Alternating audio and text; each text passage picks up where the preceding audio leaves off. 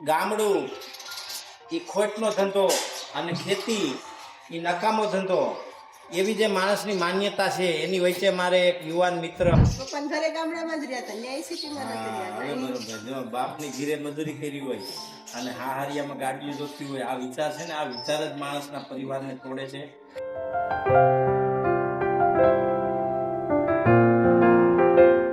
મિત્રો ગામડું એ ખોટનો ધંધો અને ખેતી એ નકામો ધંધો એવી જે માણસની માન્યતા છે એની વચ્ચે મારે એક યુવાન મિત્ર શું નામ તમારું? મારું નામ નિકુંજ આસલિયા. શું કામ? ગામ ખાકરાળું છે, તાલુકો ભેસા, જિલ્લો જુનાગઢ. અરે વાહ, શું કામ કરો છો?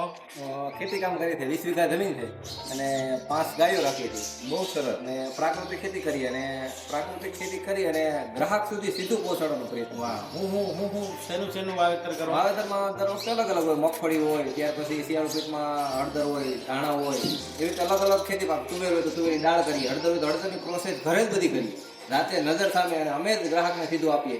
જે બનાવીએ એ ગ્રાહકના વિડીયો બનાવીએ અને એના ટ્રસ્ટ માટે જો આ કામ આજ કરીએ છીએ, દરરોજના દરરોજ વિડીયો અપલોડ કરીએ. બહુ સરસ. તમે બેન શું કરો? ભાઈ આ કામ કરી કામ કરે એમાં મારે પેકિંગ ને બધી વસ્તુ મારે કરવાની છે. ગાય દોવા જાઓ? ગાયો તો ગાયો નહીં દોવે, પરાઈને લઈ જાય કે હસતા હસતા જાઓ? બરાબર ઘરે જ મારે જ દોવાની. તમને એમ નથી થતું સુરત રહેવા વહી જવું જોઈએ? હે નહીં તો ગામડામાં પછી કેમ ફાવે છે? સામે જ ના આપણે પણ ઘરે ગામડામાં જ રહ્યા ન્યાય સિટીમાં નથી રહ્યા.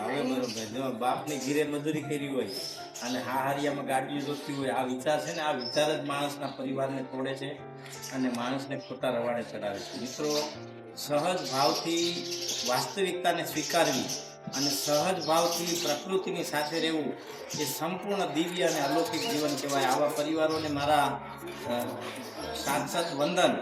અને બીજા બહેનોને હું બેન તમે વિચાર દેવા માંગશો, કઈ સંદેશ દેવા માંગશો બીજા બહેનો? તમારી ઉંમર કેટલી છે? 36 વર્ષની ઉંમરમાં તમે ગામડું પસંદ કર્યું. તમે કોઈ દિન લઈ ગયા રાજકોટ કે સુરત? અમે લગ્ન થયા પછી ફરવા નથી ગયા લગભગ. ખાવેડા કરતા નહીં. એને ડિમાન્ડ નથી કરી. આપણી ડિમાન્ડ ન કરે તો જવાય એવું થોડું. એટલે જાય તો પર્યટન સ્થળ તરીકે જાય, પણ અમે ફરવા આને અત્યારે કેમ તમારે નહીં આવી એવી રીતે ફરવાનું ને બધું હારે થઈ જાય. આપણે કંઈક મળે, જ્ઞાન મળે અને આપણા ઘરે કંઈક સુધારો કરી શકીએ. બહુ સરસ. મિત્રો, ગાય ગામડું ને ખેતી એના વિના જીવન શક્ય નથી. મનુષ્યને તંદુરસ્ત રહેવું હોય તો ગાય ગામડું ને ખેતી સાથે જોડાઈને જ રહેવું પડશે. અને તમારા ફોન નંબર અને અત્યારે તમારા પાસે શું પ્રોડક્ટ થઈ ગયું? મારા મોબાઈલ નંબર 8156607431.